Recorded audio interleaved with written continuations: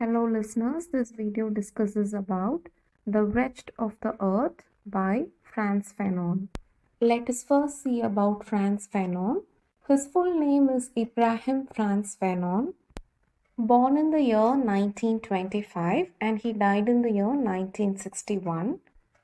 He was a French West Indian, a psychiatrist and political philosopher from the French colony. His works influenced in the field of post-colonial studies, critical theory, and Marxism. Fanon was an intellectual. He was a political radical, pan-Africanist, and Marxist humanist who's concerned with the psychopathology of colonization. He had his concern with human, social, and cultural consequences of decolonization. His main interests are in decolonization, post-colonialism, revolution, psychopathology of colonization, racism, and psychoanalysis. His notable works are Black Skin, White Mask, The Negro and Language, The Fact of Blackness, The Negro and Psychopathology, A Dying Colonialism, The Wretched of the Earth. Let's see the background of the book, The Wretched of the Earth. This book was first written in French as Les Damnes de la Terre in the year 1961, and later this was translated in the year 1963 and published in 1963 with the name The Wretched of the Earth. This book provides a detailed information about psychological and psychiatric analysis of the dehumanizing effects of colonization upon the individual and the nation. Fanon uses the critiques of nationalism and imperialism. He presents a brief discussion of personal and societal mental health, also discusses how the use of language is implied to the establishment of imperialist identities, such as colonizer and the colonized. Fanon writes his own experience as a black man living in Algeria and witnessing the brutal war for independence from France in the year 1950. He narrates the experience of racial and national oppression in this book. As a black man, Fanon takes up all his experience and his witness of war, and as a psychiatrist, he weaved everything together using his ideas on philosophy, journalism, and psychoanalysis to describe the colonial and post-colonial situation. After the publication of the book, this book has become a classic text in post-colonial theory and is still much debated and discussed by scholars about racism, nationalism, and global capitalism. The book has 5 chapters. First is on violence, second on grandeur and weakness of spontaneity, third, the trials and tribulations of national consciousness, 4, on national culture, mutual foundations for national culture and liberation struggles, 5, colonial war and mental disorder. Let us discuss chapter 1 on violence. Fanon begins The Wretched of the Earth by considering the identities of colonizer and the colonized. He gives explanation of violence within the colonial situation. According to Fanon, the act of decolonization will always involve violence. He says that decolonization cannot occur with a gentleman's agreement because colonialism itself is a violence. When the colonization began, the colonists took control of the colonized through violent means with the help of military tanks and rifles in order to create an entire mindset of submission and inferiority on the part of the colonized.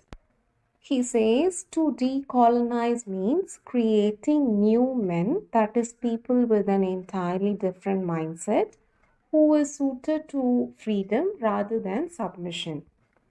Fanon says that the colonial world is divided between the colonist and the colonized. He calls it as Manichaean world. That means a world cut into two divisions, into white and black, good and evil, with no room for complexity. The colonist group depicts the colonized as absolutely evil and sometimes depicts the colonized as subhuman or a mere animal.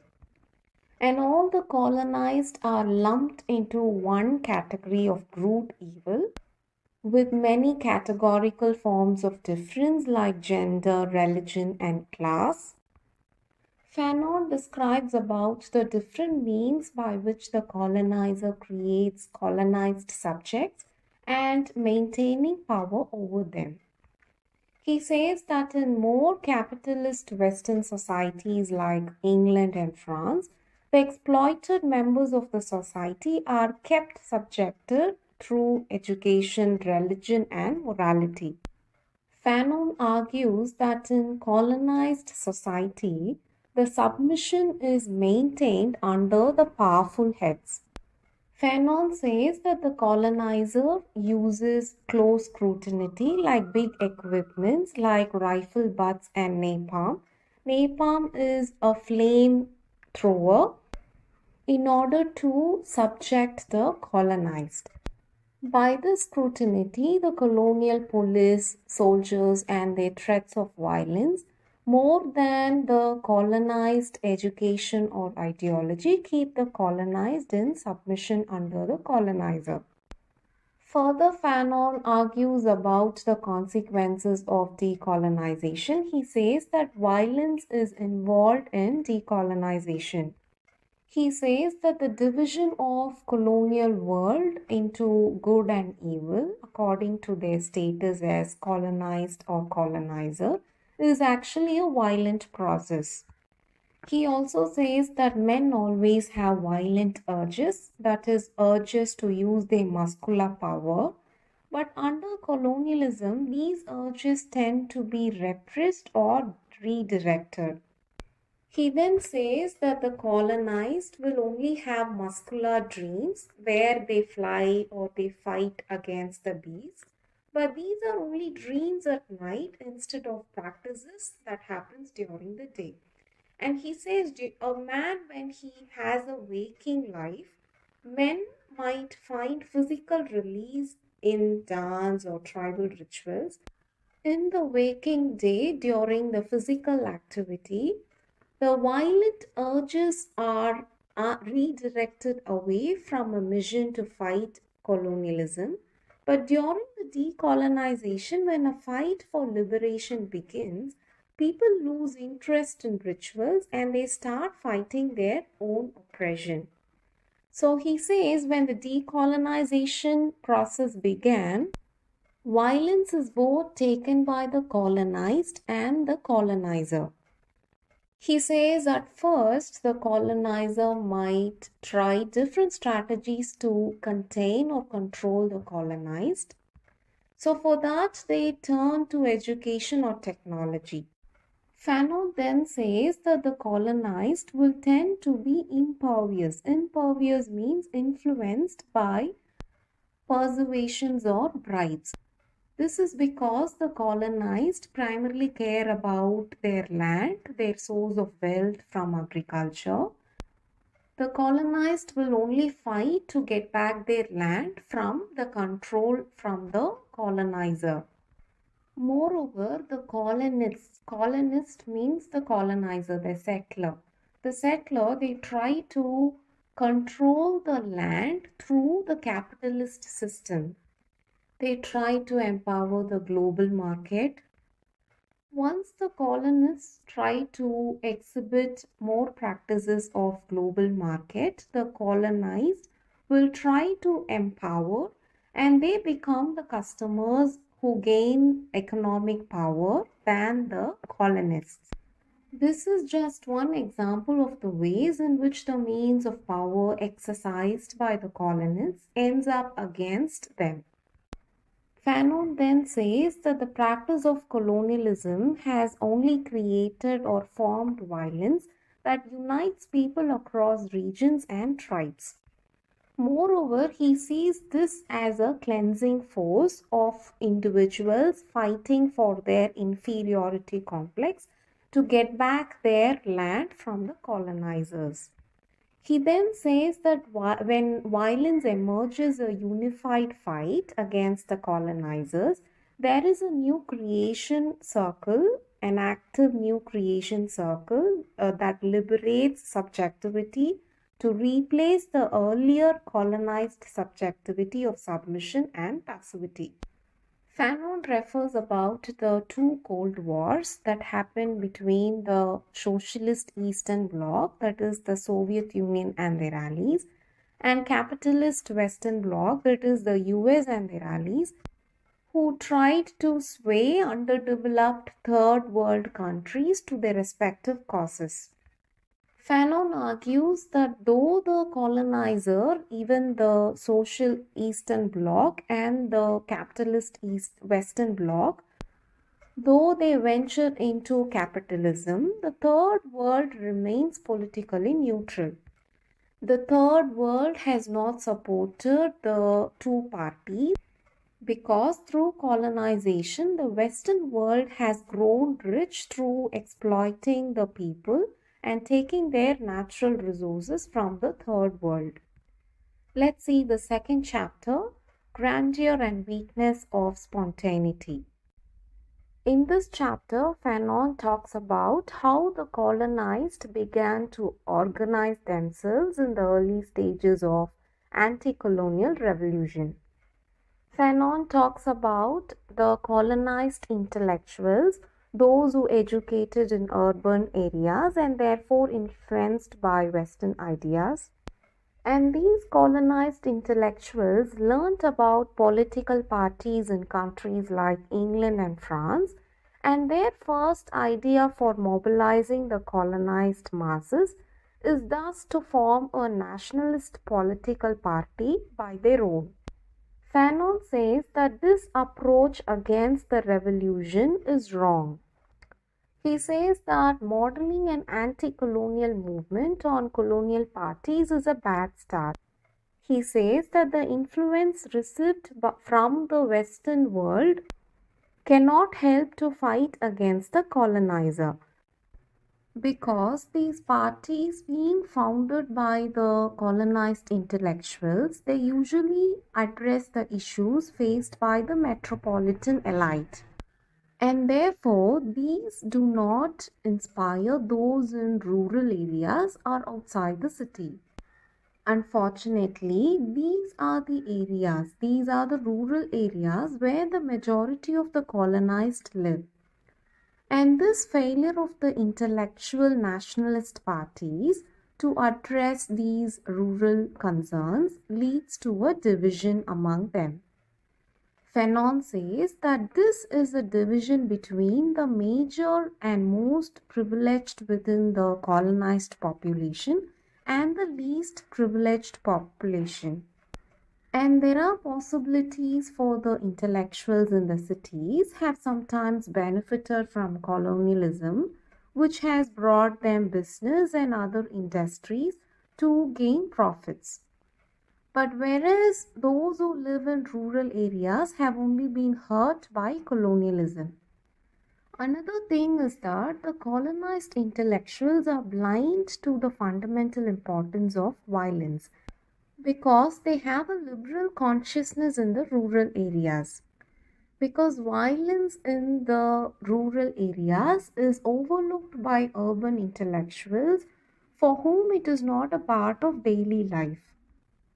In addition to this, the national political parties started by the urban intellectuals, even the African leaders in the cities may begin to form national labor parties instead.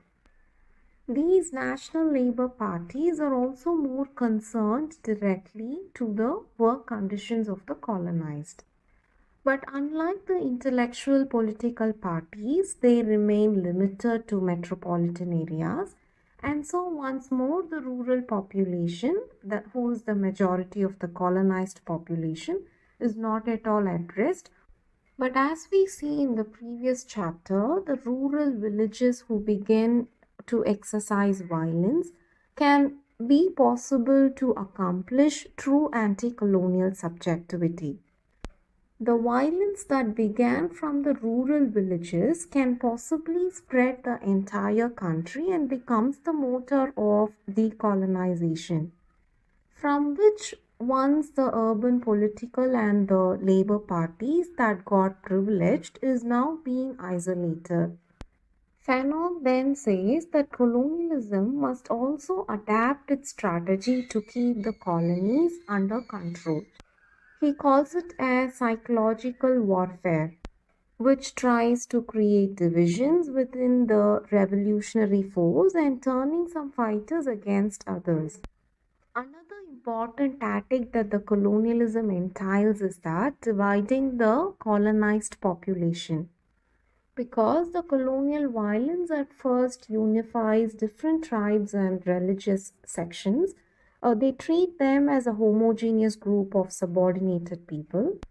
The colonizers try to group the colonized people into one oppressed category based on race and nation. And for the colonized, it becomes easy to become a great group to turn back and fight back against the colonialism, that is, the colonizers. The urban parties and the rural fighters have a different interest because when the colonizer grouped them into one nation and one race, these urban parties they try to re-divide in themselves. Thus, the colonizer began to sow seeds of distrust in the revolution force by showing that one tribe may have different interests. And in this way, populations within the colonized may begin to turn on each other. Let us see the next chapter, the trials and tribulations of national consciousness. In this chapter, Fanon talks about the historical progression through the anti-colonial fight. He begins his discussion by talking about national bourgeoisie. Bourgeoisie is a class of people in a society that controls the economy and means of production. He says, under the colonial rule, there was a colonial bourgeoisie who is the full of elite colonists who control the colony. And once the independence is achieved, that is in the post-colonial period, there is a national bourgeoisie that is made up of formerly colonized elite. I mean, the colonized people who had the most power under colonialism take power from the colonial regime once it is over, once the colonialism is over. Fanon refers this new ruling class as underdeveloped bourgeoisie. And this underdeveloped bourgeoisie group have no strong industry, that is, they do not have any strong history to control the economy. They also fail to nationalize the economy. Instead, they serve as intermediates. They merely ship resources from the country to Europe. And by doing this, the country does not gain any economic development. The only one benefiting is that the intermediate. He also talks about the rural areas bourgeoisie. He says that the farmers in the country will try to take control of the land left by the colonists. They try to get power over the region through the land ownership. But they do not change the farming practices on the land or give any power to the peasants. Once again, this remains the same, except the colonists have replaced by the local elite. Moreover, the national bourgeoisie, they try to grab industries in the city or they try to grab land in the country, which again fractures the newly liberated nation. And people in the country, even after independence, they claim ownership based on tribe or religion. Fanon says that some popular leader who was a military veteran who fought for decolonization may become or may respected as a patriot. But this leads the nation in the direction of a dictatorship or authoritarian regime. Similarly, like colonialism, where the masses are monitored by the colonial regime, here the decolonized masses are now monitored by the party of the popular leader. And according to Fanon, this party starts to act more like a gang than a political party because its leader is like a thuggish gang leader who inspires allegiance because of his history of force and violence. Fanon makes suggestions for politicizing the masses that are better for the nation. He says that education of the masses, which leads to diversity of opinions that are good for politics. He says that instead of authoritarian leaders, the new nation needs discussion of opinions and rational deliberation. And in doing so, the country will also leave behind the bourgeoisie that had formerly tried to fill in the power left by the colonists. He calls the bourgeoisie as gang leaders and petty traders who sell the country back to Europe just like the colonists did. He says that once the division of class or caste has eliminated, people can move toward democracy once they are educated and rationally deliberating, instead of simply seeking power and being swayed by tribal and religious rivalries. Let's see the fourth chapter on national culture. In this chapter, Fanon begins by considering the colonized intellectual, that is, someone who had been educated by the colonists but reacts against them. This thought of intellectuals is that they try to advocate for a negritude literature or Negro art that unites all of Africa. This is what is called as negritude movement.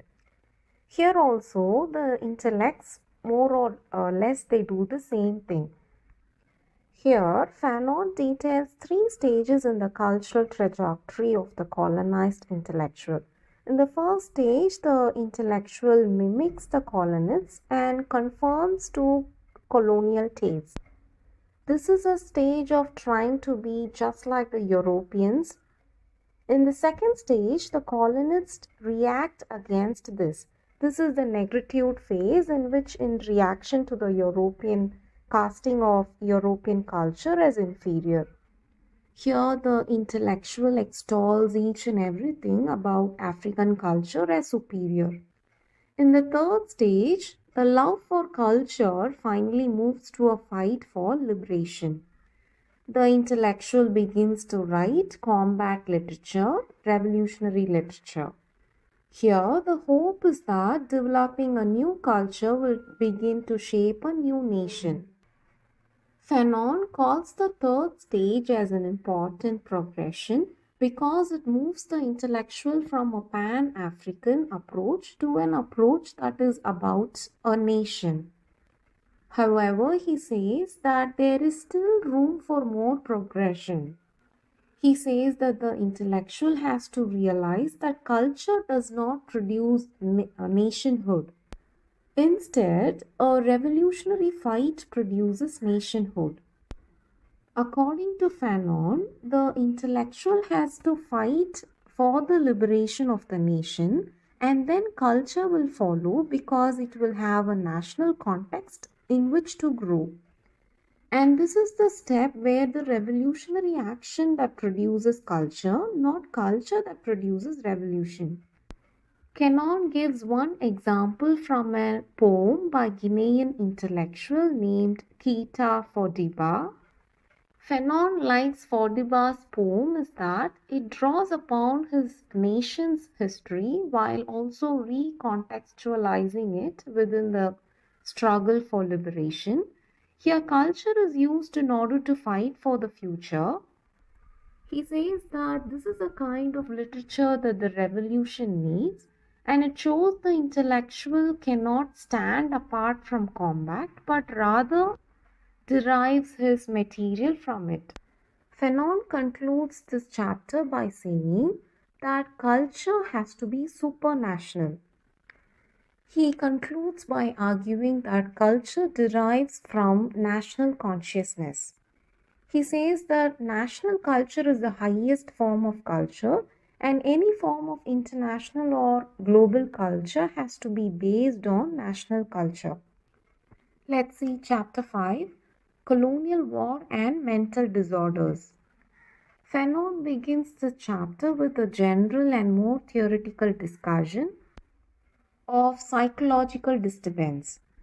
Since the colonization refers the colonized as dehuman, there is a search for reality with the colonized groups. For example, they have a question of who am I in reality?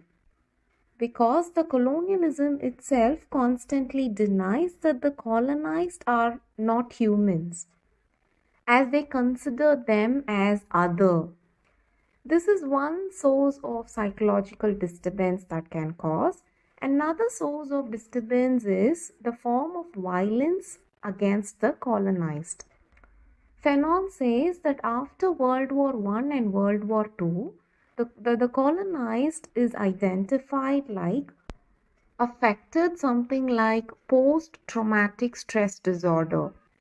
And after this theoretical introduction, Fanon, he recalls his capacity as a psychiatrist in Algeria from the year 1954 to 1959. He divides these cases into 4 series. In series A, he considers reaction disorders. This is when people develop a disorder in direct response to a specific traumatic event. For example, after one Algerian man witnessed the rape of his wife, he became incapable of sexual arousal himself. In one more instance, a 37-year-old witnessed a massacre of his village.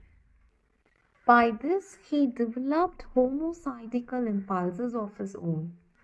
In one more example, he says a European police officer develops uncontrolled violent urges, even like torturing his wife and children. Fanon ends this series A saying that the violence of war and the feeling of disempowerment within it leads some men to want to assert their power at home. In series B, Fanon recollects cases with less direct causes. In this case, people do not develop a disorder in reaction to a traumatic event, but people react to a more general atmosphere of violence, chaos in Algeria. There were many people who developed suicidal thoughts or anxiety disorder because of the terrible condition that surrounds them. So here Fanon consider the case of refugees.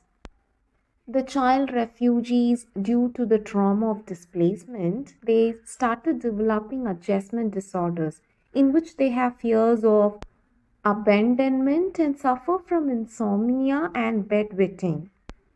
And pregnant women refugees, they had a state of pregnant insecurity, and this developed them to have suicidal tendencies and they end up into depression. In series C, Fanon talks about the people who develop disorders in response to torture. And in this section, he talks about the techniques of torture where he represents it in a graphical model. Common symptoms of people who have been victims of torture include depression, eating disorder, and insomnia. People describe men whose brains are broken. He then talks about people who are chemically tortured by being given a truth serum to swallow. And some of these chemical consumed men, they fall under cognitive disorders in addition to psychological ones. They thus develop blurred mental and sensory perception. And in series D, Fanon talks about psychosomatic disorders. In this disorder, victims develop physical and bodily symptoms.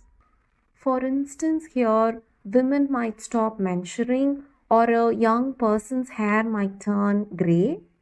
Other symptoms include ulcers, controllable shaking and nervousness, pain in urination that leads to kidney stones. Fanon states all these instances by observing the psychosomatic symptoms in Algerians who are sent to prison camps. Fanon concludes by saying that colonized people are the one who are prone to violence. And this is where the world is divided into black and white, good and evil. Fanon argues by saying that decolonization is not only a liberation of nation, but also a liberation of individual psyche, a cure for pathology. Hope this video helped you to know about the wretched of the earth. If you have any suggestion, please do write it down on the comment section. Thank you for listening.